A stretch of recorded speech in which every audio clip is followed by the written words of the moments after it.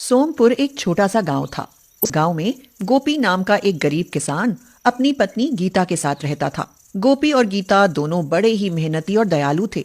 वे खुद गरीब होते हुए भी दूसरों की मदद करने से कभी पीछे नहीं हटते थे। एक दिन गोपी अपने बैलों को लेकर खेत जोतने के लिए जा रहा था कि तभी बंसी किसान को उसके खेत में परेशान बैठे देखता है। अरे बंसी, ऐसे उदास क्यों बैठे हो भाई? क्या बताऊं गोपी भैया, मेरे पास बैल नहीं है और खेत जोतने का समय आ गया है। लगता है इस बार मैं फसल नहीं बो पाऊंगा। देख बंसी, अगर यही बात है तो मेरे ये बैल ले लो और अपने खेत की जुताई करो। पर तुम्हें अपने खेत भी तो जोतने होंगे। हाँ, जोतने तो हैं, पर पहले तुम जोत लो। ये कहकर गोपी अपने बैल बंसी को दे देता है और बंसी के खेत जोत लेने के कुछ दिन बाद अपने खेत जोतने की सोचता है। गीता, मैं खेत जोतने जा रहा हूँ। तुम दोपहर होने से पहले खाना लेकर खेत पर आ जाना। ठीक है जी, आप जाकर खेत जोतिए, मैं खाना लेकर आ जाऊंगी। गीता गर्भवती थी, इसीलिए धीरे धीरे घर के सब काम निपटाती है और फिर गोपी के लिए खाना लेकर खेत की तरफ चल पड़ती है। पर रास्ते में जैसे ही वह गांव के मंदिर के सामने से गुजरती है तो उसे एक बुढ़िया मिलती है जो उससे कहती है, बेटी बहुत भूखी हूँ, खाना खिला देगी क्या? गीता खाने की बात सुनकर कुछ असमंजस में पड़ जाती है और सोचती है, अगर खाना इस बुढ़िया को खिला दिया तो वह क्या खाएंगे? इस हाल में घर जाकर चूल्हा फूंकने की हिम्मत भी तो नहीं है। ऊपर से कितनी धूप पड़ रही है। गीता यह सोच ही रही होती है कि तभी उसे एक अजीब सा भ्रम होता है। उसे लगता है कि उसकी कोख में बच्ची पल रही है और वह उससे कुछ कह रही है। माँ, ओ माँ, दादी माँ को खाना खिला दो। ये दादी माँ बहुत भूखी हैं, इन्हें खाना खिला दो माँ। गीता जैसे ही यह आवाज सुनती है, खाना तुरंत बुढ़िया को दे देती है। बुढ़िया खाने की पोटली खोलकर आधा खाना खाती है और आधा खाना छोड़ देती है। यह देख गीता कहती है, खाना पेट भरकर खा लीजिए ना माँ जी। बस मेरा पेट तो इतने में ही भर गया बेटी। तू जिसके लिए खाना ले जा रही है, यह आधा खाना उसे खिला देना।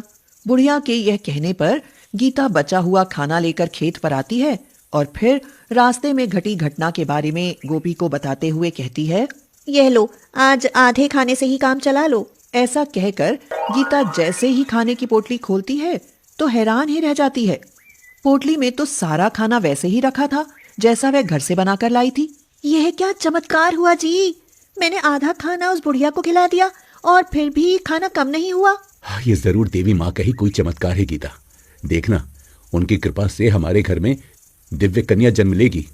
मुझे भी यही लगता है जी। आज तो देवी माँ ने ही दर्शन दिए थे। हे देवी माँ, हमें बेटी ही देना। कुछ दिन बाद गोपी के घर सचमुच एक कन्या का जन्म होता है। गोपी और गीता बेटी को पाकर फूले नहीं समाते। वे अपनी बेटी का नाम वैष्णवी रखते हैं। समय बीतता जाता है और वैष्णवी कुछ बड़ी हो जाती है। एक दिन गोपी घर में चावल का भंडारण कर रहा होता है तो वैष्णवी एक छोटा सा मटका लेकर उसमें चावल भरने रखती है। यह देख गोपी कहता है, वैष्णवी बेटी, तुम ये क्या कर रही हो? देखते नहीं बापू, मैं इस मटके में चावल भर रही हूँ।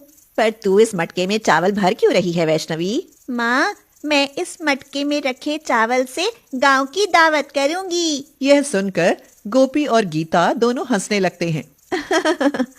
ठीक है, रख ले। पर इतने से चावल में तू सारे गांव को दावत कैसे दे पाएगी वैष्णवी? इनसे एक बार नहीं, कई बार दावत हो जाएगी माँ। गोपी और गीता वैष्णवी की इस बात को उसका बचपना समझकर भूल जाते हैं और फिर जैसे ही अगली फसल बोने का समय आता है, धरती सूख जाती है। आसमान में बारिश नहीं होती। पूरा गांव सूखे की चपेट में आ जाता है। गीता, गांव में अकाल की स्थिति पैदा हो गई है। लगता है इस बार बारिश नहीं होने वाली। ऐसे तो भूखे मरने की नौबत आ जाएगी जी। हाँ, आ तो जाएगी, पर हम कर भी क्या सकते हैं? धीरे धीरे गांव पूरी तरह से सूखे की चपेट में आ जाता है। लोग भोजन और पानी के लिए तरसने लगते हैं। एक दिन गोपी और गीता खेत में जाते हैं तो देर शाम तक घर नहीं लौटते। इधर वैष्णवी को जोर की भूख लगाती है और वह सोचती है, माँ और बापू तो अभी तक घर नहीं लौटे और मुझे जोर की भूख लगी है। पर वे आएंगे तो उन्हें भी भूख लगी होगी ना। क्यों ना मैं सबके लिए खाना बना दूं। यह कहकर वैष्णवी अपनी माँ की तरह चूल्हा जलाकर उस पर खाना बनाने लगती है और तभी गोपी और गीता घर लौट आते हैं। वे वैष्णवी को खाना बनाते देख हैरान रह जाते हैं। गीता हैरानी से पूछती है, अरे यह क्या कर रही हो वैष्णवी? तो वैष्णवी ने कहा, माँ, मैंने हम सबके लिए खाना बनाया है। पर इतने से खाने में क्या हमारा पेट भरेगा? भरेगा बापू, आप दोनों बैठिए, मैं खाना लगाती हूँ। वैष्णवी उन दोनों के सामने थालियां रख उनमें एक एक चमचा चावल डाल देती है। यह देख गोपी हंसने लगता है और कहता है, हमारी वैष्णवी भी कितनी भोली है गीता। भला इतने से चावल से क्या हमारा पेट भर पाएगा? पेट भरे ना भरे, आप बच्ची का मन रखने के लिए ही खा लीजिए। यह कहकर वे दोनों चावल खाने लगते हैं। उनको चावल बड़े स्वादिष्ट लगते हैं। वे चावल खाते जाते हैं, पर चावल खत्म ही नहीं होते। यह देख गोपी हैरान रह जाता है और कहता है, अरे गीता, ये क्या? हम खाए जा रहे हैं और चावल खत्म ही नहीं हो रहे। उस दिन आपने ही तो कहा था कि हमारे घर दिव्य कन्या जन्म लेगी। शायद देवी माँ की कृपा से आपकी बात सच हुई है जी। इस तरह गोपी और गीता समझ जाते हैं कि उनकी बेटी कोई साधारण कन्या न होकर कोई दिव्य कन्या है और उस पर देवी माँ की खास कृपा है। कुछ ही दिनों में गांव के सब किसानों में घर रखा अनाज खत्म हो जाता है और लोग भूखे मरने लगते हैं। अरे गोपी, तेरे घर कुछ अनाज बचा हो तो थोड़ा दे दे भाई, वरना यह काल मेरे परिवार का काल बन जाएगा। काका, घबराइए मत, मेरे होते गांव में कोई भी भूख से नहीं मरेगा।